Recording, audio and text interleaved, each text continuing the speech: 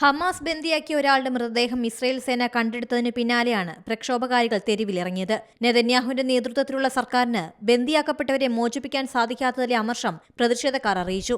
സർക്കാർ വിരുദ്ധ പ്രക്ഷോഭകാരികൾക്കൊപ്പം ബന്ദികളുടെ ബന്ധുക്കളും അണിചേർന്നു. നെതന്യാഹു രാജിവെക്കണമെന്നും രാജ്യത്തെ തിരഞ്ഞെടുപ്പ് നടത്തണമെന്നും ഇവർ ആവശ്യപ്പെട്ടു.